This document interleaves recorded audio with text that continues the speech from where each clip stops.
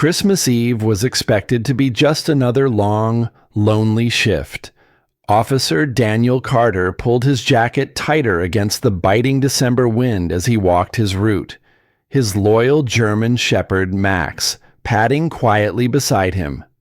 For 3 years now, Daniel had spent the holiday this way, working through the night, keeping himself busy, and avoiding the memories that cut too deep. It was late, nearly midnight, 11:47 p.m.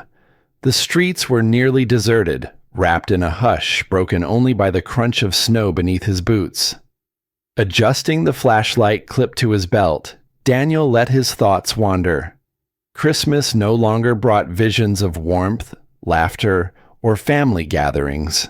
To him, it meant empty rooms, endless hours, and reminders of everything he had lost. As he turned a corner near an aging apartment complex, Max suddenly stiffened. His ears pricked forward, his body tense. Daniel followed the dog's gaze toward the dumpsters hidden in the shadows. At first, he assumed it was just a stray cat searching for scraps. But as his eyes adjusted, his breath caught. It wasn't an animal. It was a child. A little girl, no older than 7, was rummaging through the trash. Her thin hands shook as she sifted through half-eaten leftovers.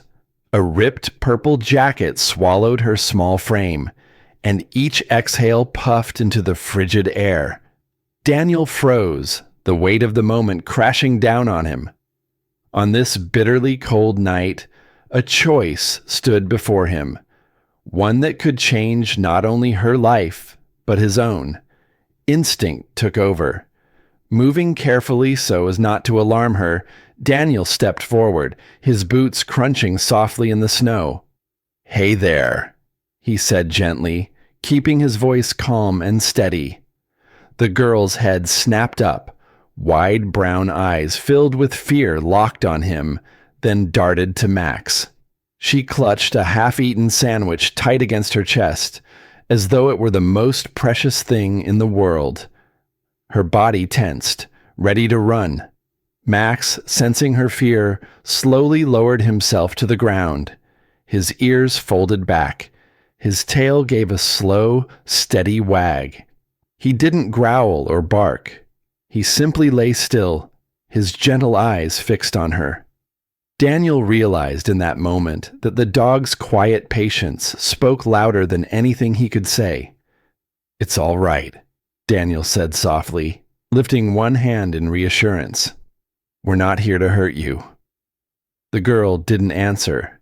Her chest rose and fell in quick, shallow breaths. Up close, Daniel could see how fragile she was.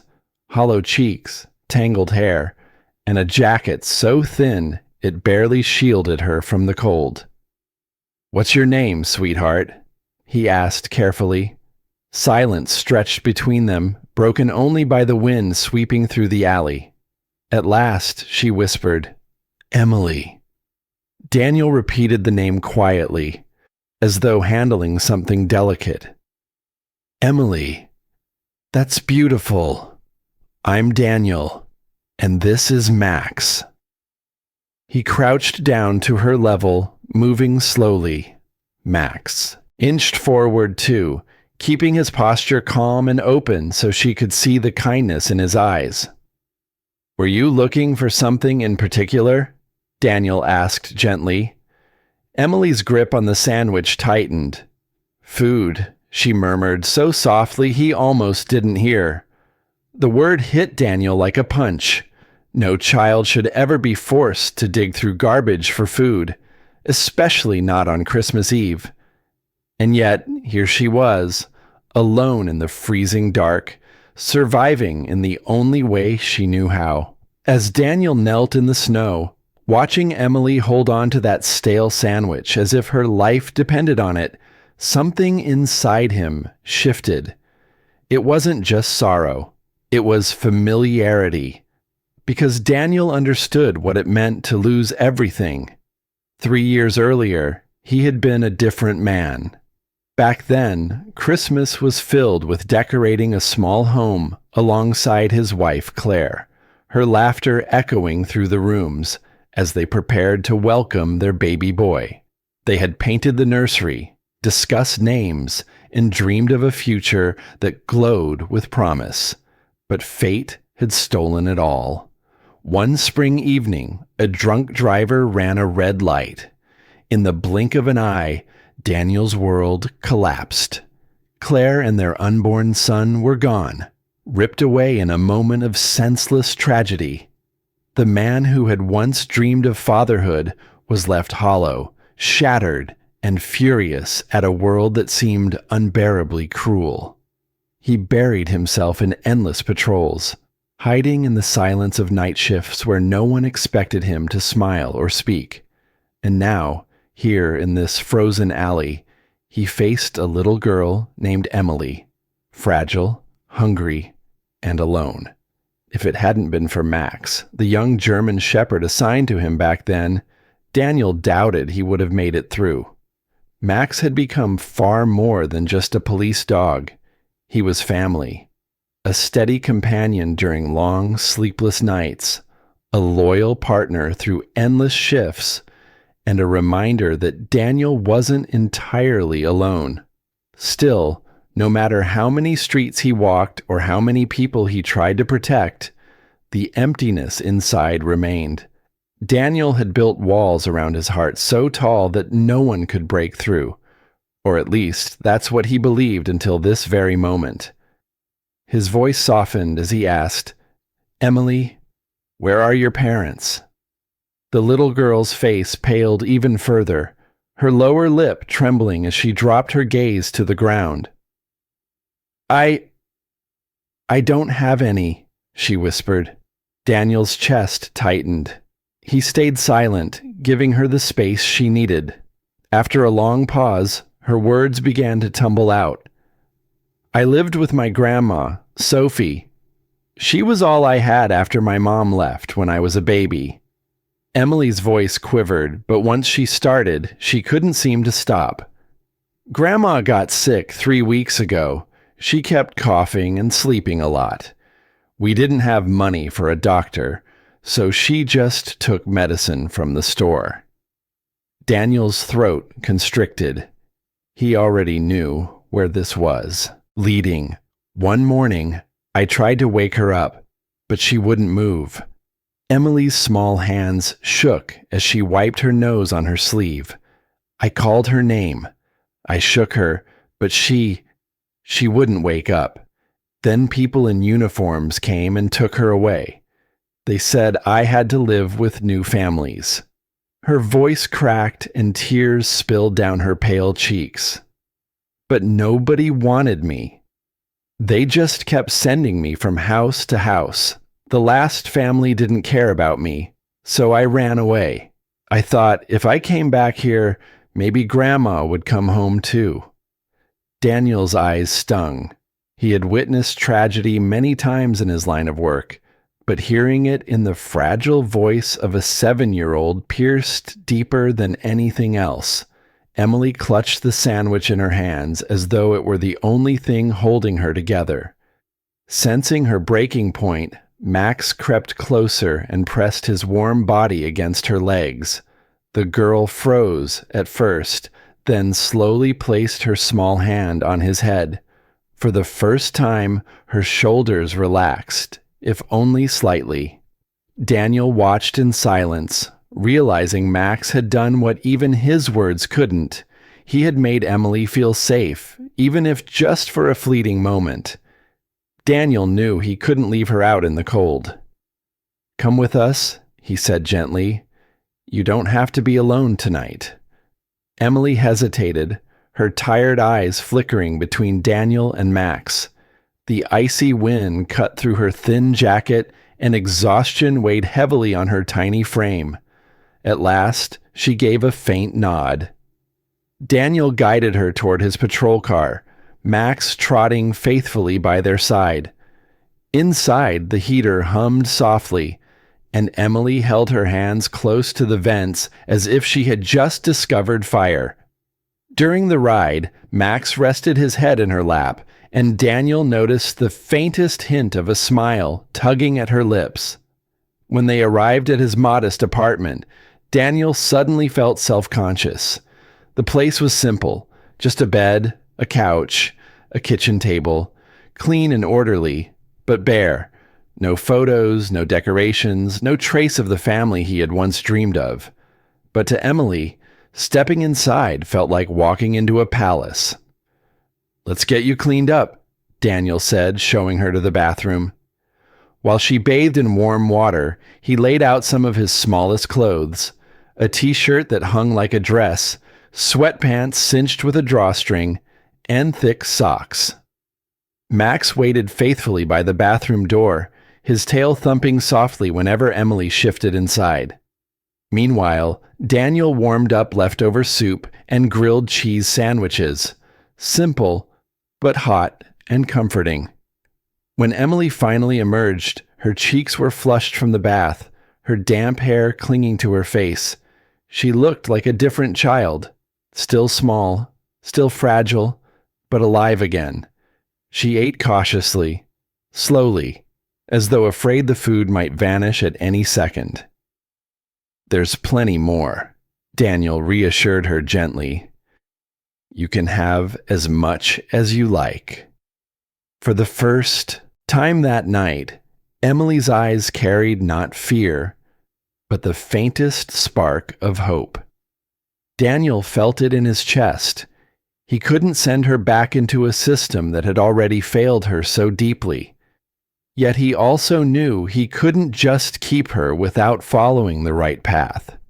His thoughts drifted to Claire, to the nursery they had once painted a soft yellow, to the dreams of raising a child together. Perhaps this was why he had survived when she hadn't. Perhaps this was the second chance he never thought he'd be given.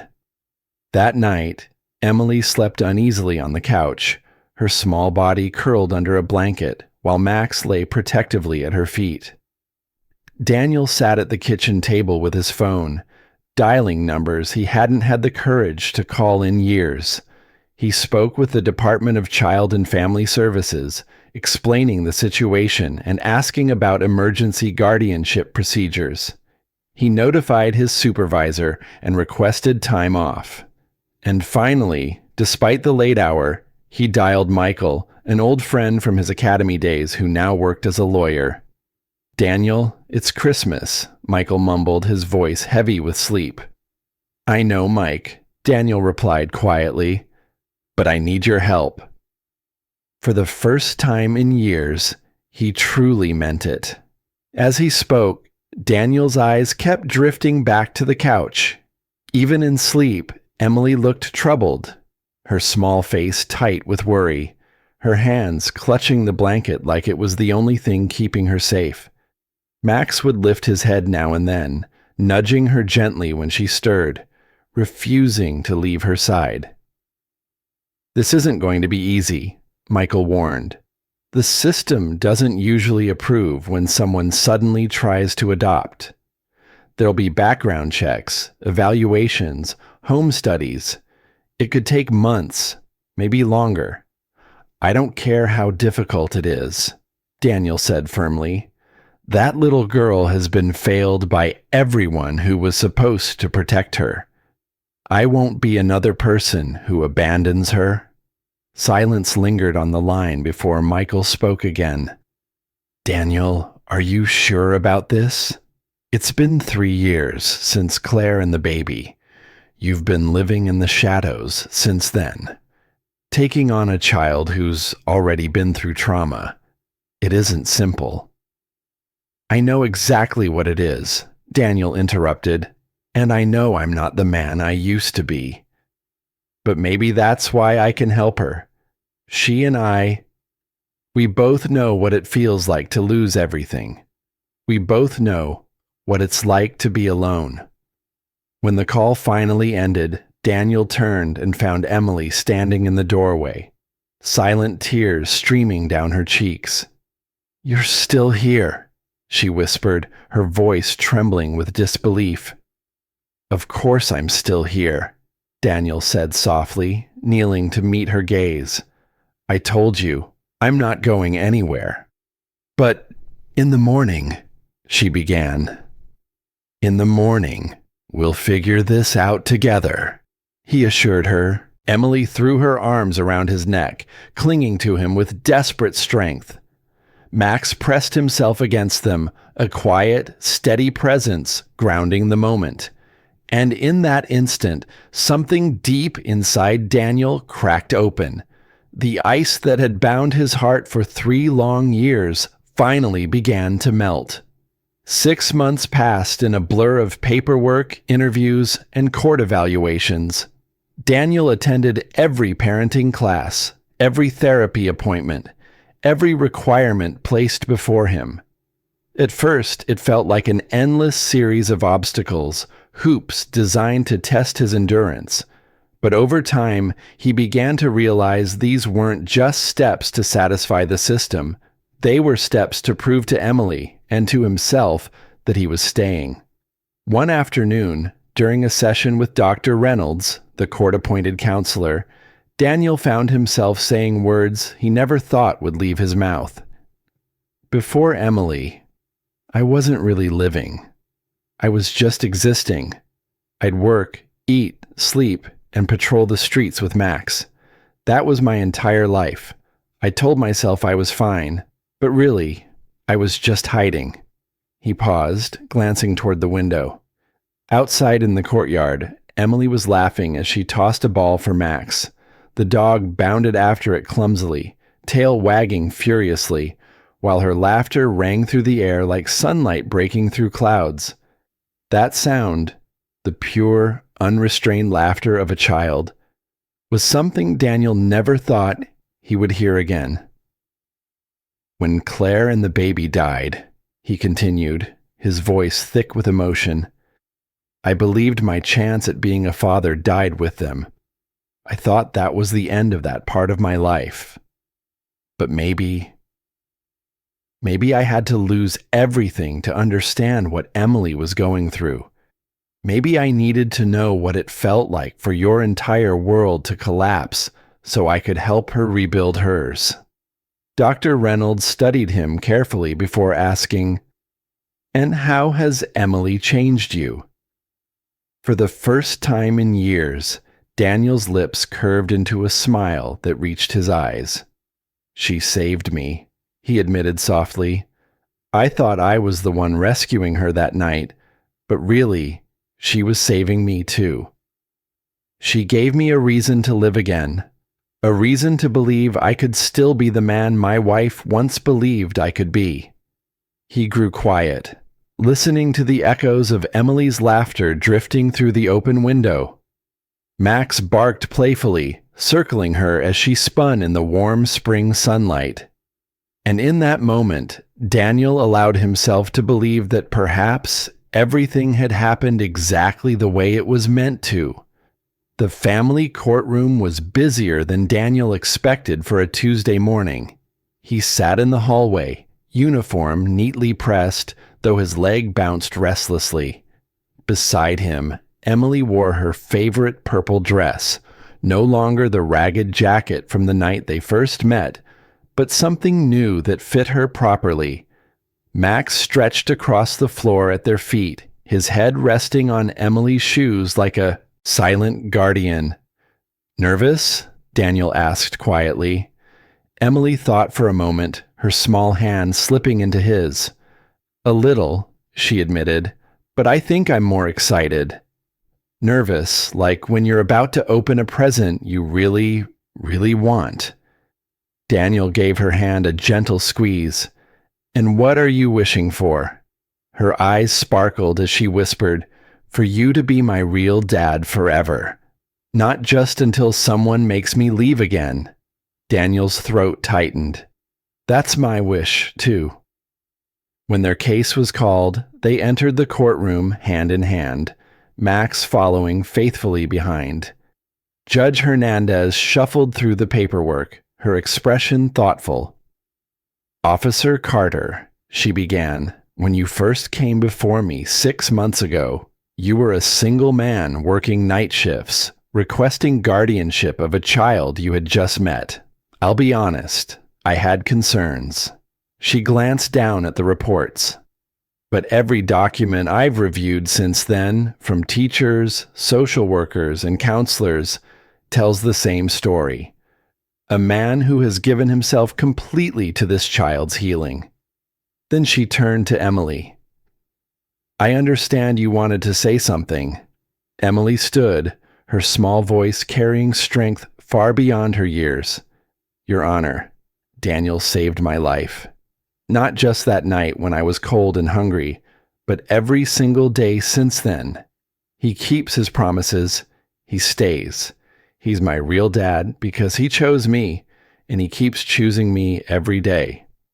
The courtroom fell silent until Judge Hernandez smiled warmly. Well then, by the power vested in me, I grant this adoption. Daniel Carter, you are now the legal father of Emily Carter.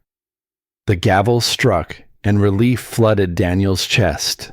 Emily threw her arms around him as Max let out a single bark, sealing the moment. They were a family, officially and forever.